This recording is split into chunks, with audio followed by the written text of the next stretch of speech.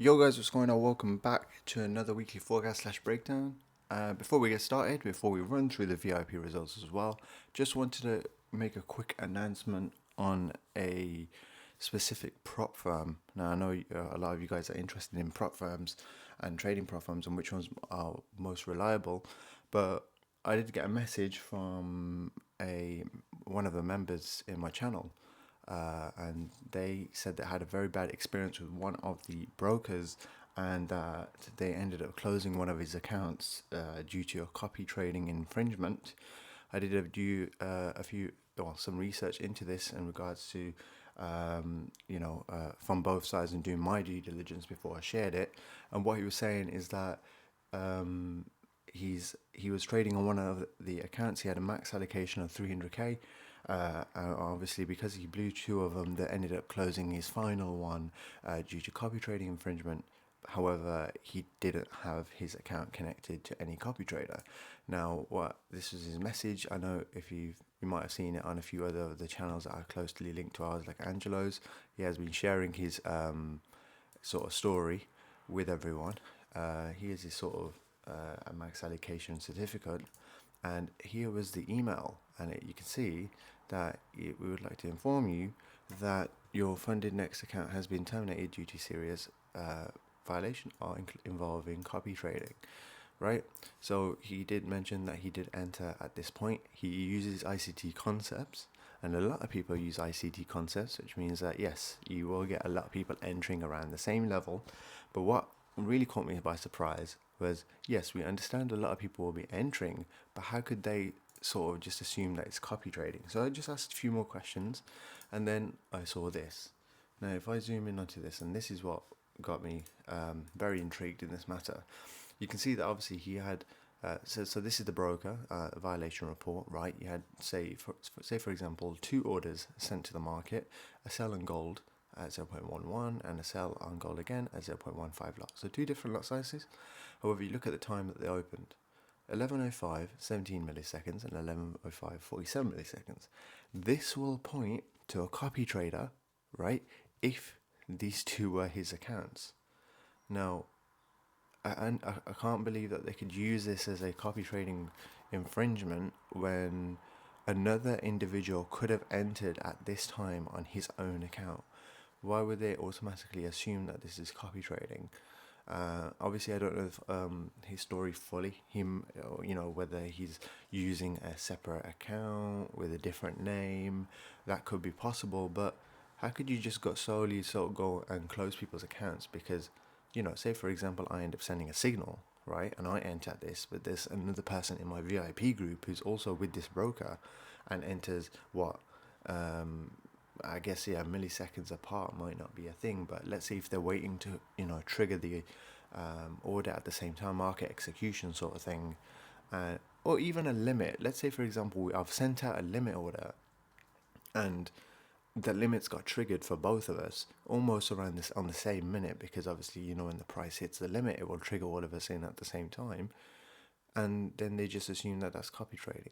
So I'd safely say, yeah, stay away from the funded next prop firm, because yeah, you don't want stuff like this happening, especially when you have a max allocation and then they start closing all your hard work that you've done, putting passing those challenges and getting up to that.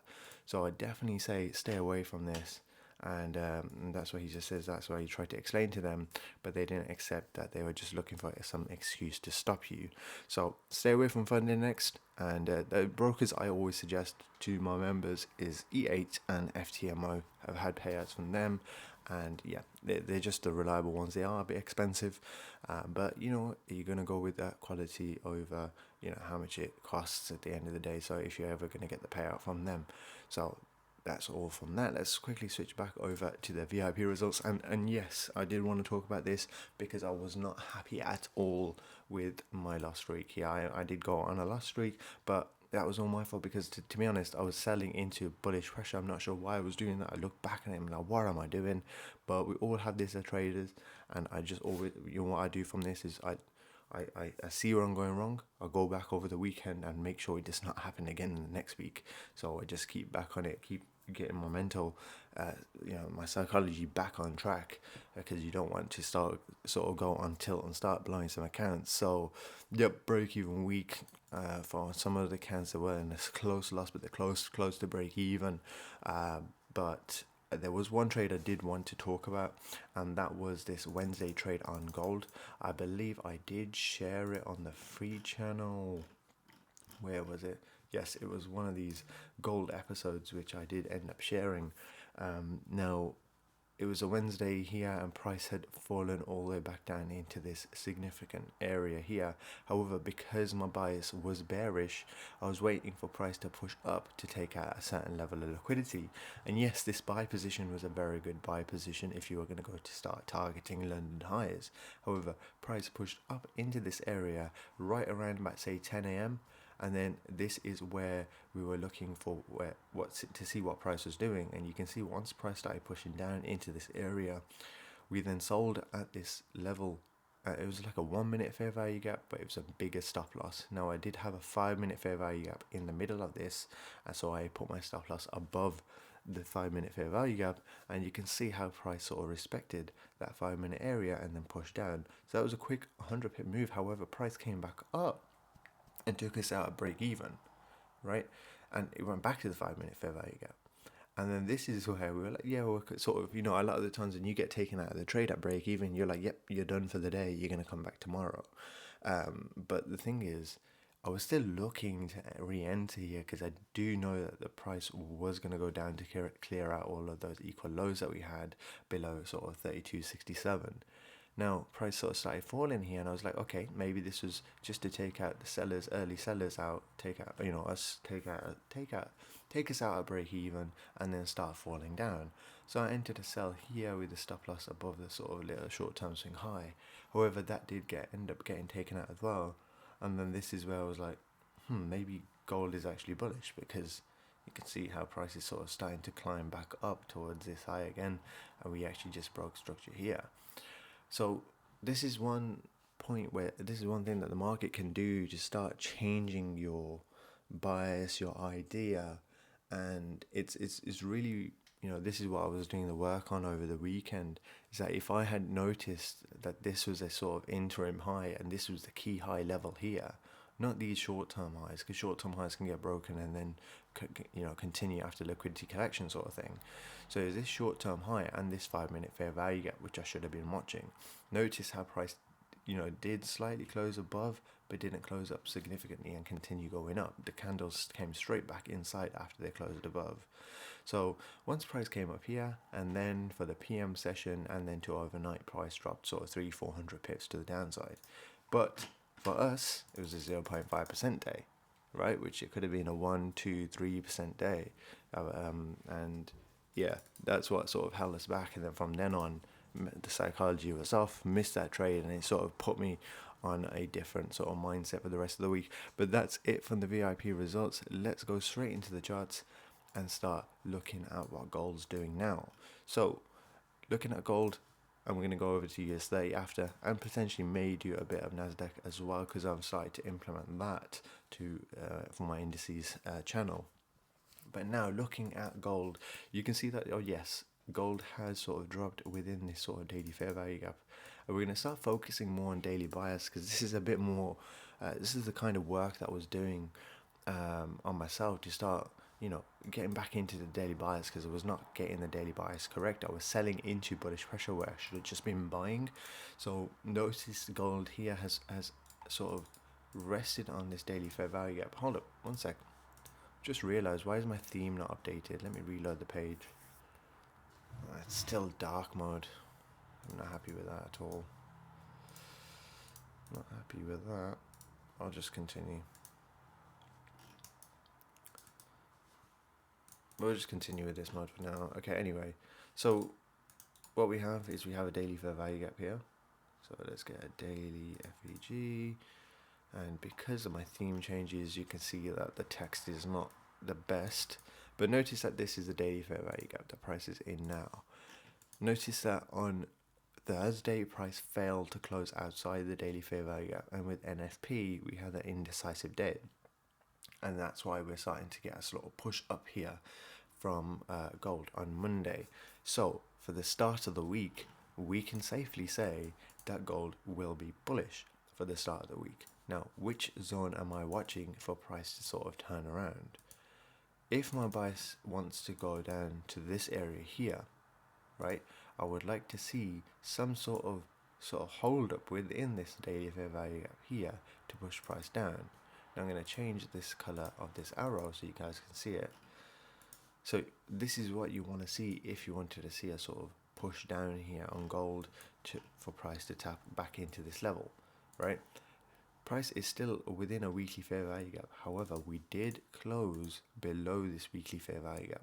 So I'm still slowly favoring that bearish move. I do want to see price give us a nice corrective move here on gold, you know, to give us like a proper 50% sort of retracement into this area, or 60% retracement here, back down here. But it's this daily fair value gap which I will be watching. So let's see what happens today. See if today wants to pop into this area, or see if tomorrow wants to pop into this area, and that's when I'll start looking for sells. However, for now, it's bullish price action only within this area. So if you are going to trade today, because today's Monday, we're in the London session at the moment, I would only be looking for any sort of retracement to push price back up here. However, London session has already started its trend. Let me see where Tokyo has done. So yeah, so you can see this level here is your Tokyo session. From there, I sort of mark it from there to there. So you can see that price has already started to climb up from this Tokyo session here. The only way I'd trade, get in on this sort of buy trade, is if price pushes back below the Tokyo lows, takes out some liquidity, creates some sort of reversal pattern, and that's when I'll get in for today, for a move today. I may live stream today. I'll see how it goes. But yeah, bullish moves into this area. See how price reacts within here, because you can see if I mark these out here like this, something like that, you could see that price is sort of downtrending from this level. So let price come back up toward this area and to see how price reacts, whether price wants to sort of push back down here, or whether it wants the price to close above here and start pushing back up. And that's when I'll be on a higher time frame bullish bias, is dependent on this level here. So looking at news events, PMI 5th of May, that's today at 10 a.m. We have Fed interest rates at 7th of May. So this is going to be a key day. And this is what I was saying, right? This is what I was saying. If we go back to the daily, 7th of May is on Wednesday. Okay. So this is how I start looking at my day, my weekly bias for the week, and what I'll be planning on doing. Today's Monday, this green candle. Let's say we get another green candle, right? Let's say that's a green candle. Let me make that green for you. Green and then green. Let's say we get another green candle on Tuesday, right, which plots and goes into this area here with a wick or something, yeah, and then this sets up perfectly for potentially a bearish move on with the Fed interest rates, right, depending on what we get then, yeah. Obviously we've got news, we're planning for that. So if price can get into this liquidity level to then push price back down, boom, that's great news. However, if price wants to go the other way and then wants to take it another bullish route, then that's what we were waiting for. We wanted to see exactly what happened on sort of Wednesday. But now this is where it's a key thing which I wanted to watch. If price is bullish Monday, Tuesday and Wednesday, then you're more likely to get a Thursday, Friday back down for the weekly profile. Now, with the weekly closing below the weekly fair value gap, this enhances that weekly decision of pushing a price pushing back down into the next weekly gap. So there's a lot of sort of connecting things. I know it's a bit tricky and some of this stuff may fly over your head, but in short, all I'm trying to say is Monday, Tuesday bullish, Wednesday, Thursday, Friday back down, with the news events on Wednesday with the Fed interest rate decision. So that's going to be the key thing I'm going to be looking at for today, or this week, sorry. And that's pretty much it on gold. Obviously on the daily fair value gap, what you want to see is, if you want to confirm your bearish bias, let price come back towards this area here, and you want to see price close below this purple box. This daily fair value gap here, if price starts closing below here, in this level, right, this is then going to confirm to you that price is bearish here, and anything from here on will likely push back down into this level. So then you can continue that bearish strength into that area. If price closes above and starts breaking these highs, then yeah, price will likely go back up here. But again, if you want to keep updated on that stuff, free channel guys, link is in the description, and I will keep you guys updated on that. Anyway, that's enough from gold. Let's switch over to US30. Right here, what's been going on US30 here is, yes, price has been very bullish. You can see that price has been closing above each of these highs. I'm not sure why I was trying to sell. Maybe it was trying to pick the top of this move to push price back down. I should have just been buying here. So based off Friday's close, if I will be looking to buy here on US30 and all the other indices for today, I've got a bullish bias. If everything else sets up with my strategy, I will be looking for price to start pushing into this sort of gap here. This is a gap right there. Obviously my color theme is different due to me having a different chart on this computer. It's not updated correctly, but this blue line, let's say for example, I'm looking for price to push up into there. May go live, may send this out, free channel again, as I said. So I'll keep it nice and short on here. Daily, let's have a quick look at the daily to give you a weekly forecast, I guess. Similar sort of thing, right? Bullish start the week, and then start bearish towards end, start getting price back down towards the midpoint of this area. The key swing highs here, I want these to stay intact if we were looking to continue this bearish trend like this, and we're having a sort of retracement, and then price pushes back down. That's my idea. Let's go into the next one. Nasdaq, similar sort of thing.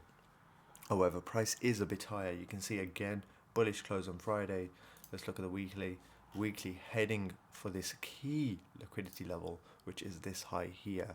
This is my level I'm going to be targeting. That is my draw and liquidity right there. So again, bullish moves till price gets up here to see what happens. Does price start giving us market shift and start going down, or does price keep continuing its push up? Simple as that. We don't pick tops. You don't want to be the first person in the market. You want to see that confirmation first before getting in, and then you know, profit off the move. You don't want to be the first person in the market because, you know, there's no one else with you. So you want to sort of wait till the sharks are in and then go. So right now, continue this bullish move until you're sort of proven wrong, and then.